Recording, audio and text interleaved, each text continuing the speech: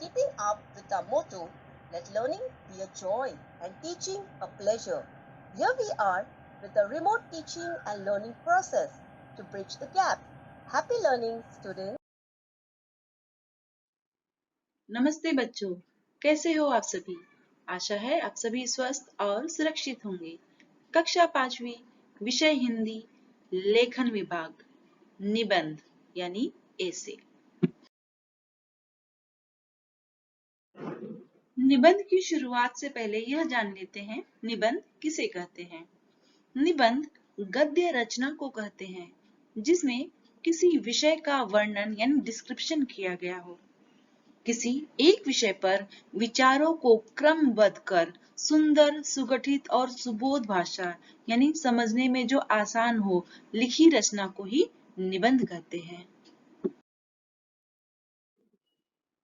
निबंध लिखते समय ध्यान में रखने योग्य कुछ बातें।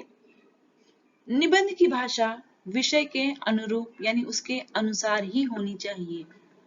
विषय से संबंधित सभी पहलुओं पर यानी सभी एस्पेक्ट पर निबंध में चर्चा की जानी चाहिए।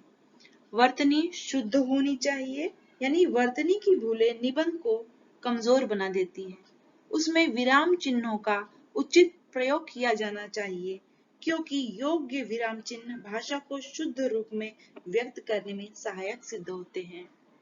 निबंध लिखते समय शब्दों की सीमा का अवश्य ध्यान रखना चाहिए। निबंध अधिक विस्तृत ना होकर संक्षेप में होना चाहिए। आज के हमारे निबंध का विषय है हमारा राष्ट्रीय त्योहार स्वतंत्रता दिवस। आइए निबंध की शुरुआत करते हैं। हमारा राष्ट्रीय त्योहार स्वतंत्रता दिवस यानी इंडिपेंडेंस डे। हमारे देश में अनेक प्रकार के त्योहार मनाए जाते हैं। ऐसे ही दिनों में एक महत्वपूर्ण दिन है स्वतंत्रता दिवस। 15 अगस्त 1947 को हमारा देश आजाद हुआ था, इसलिए हर साल 15 अगस्त स्वतंत्रता दिवस के रूप में सारे भारतवर्ष में हर्षोल्लास के साथ मनाया जाता है। बच्चों, हमारा भारत देश त्योहारों का देश है। यहाँ बहुत सारे त्योहार खुशी के साथ मनाए जाते हैं। ऐसे ही त्योहारों में राष्ट्रीय त्योहार स्वतंत्रता दिवस यानी इंडिपेंडेंस डे भी मनाया जाता है। हमारा देश 15 अगस्त 1947 को अंग्रेजों से आजाद हुआ था, इसलिए यह दिन स्वतंत्रता दिवस के रूप में पूरे देश में खुशी और उत्साह के साथ मनाया जाता है। हमारे देश के प्रधानमंत्री लाल किले पर राष्ट्रीय झंडा फहराते हैं और देश के नाम संदेश देते हैं। सिर्फ स्कूल और कॉलेजों में ही नहीं, बल्कि पूरे देश में तरह तरह के कार्यक्रम होते हैं। ध्वजवंदन, प्रभात फेरी, स्पर्धाएं, राष्ट्रीय एकता कार्यक्रम स्कूल और कॉलेजों में सार्वजनिक रूप से आयोजित किए जाते हैं। आइए इसे विस्तार पूर्वक जान लेते हैं। इस दिन प्रत्येक वर्ष भारत की राजधानी दिल्ली में लाल किले पर हमारे देश के प्रधानमंत्री राष्ट्रीय ध्वज फहराते हैं यानी फ्लैग होस्टिंग करते हैं।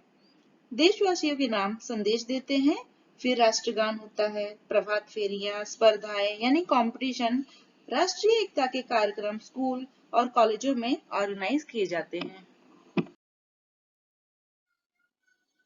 सरकारी इमारतों, दफ्तरों तथा महत्वपूर्ण स्थानों पर ध्वजवंदन किया जाता है।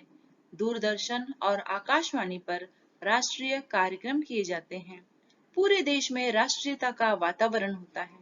इस देश में रहने वाले सभी धर्मों जातियों के लोग इस पर्व को मिलजुल कर मनाते हैं।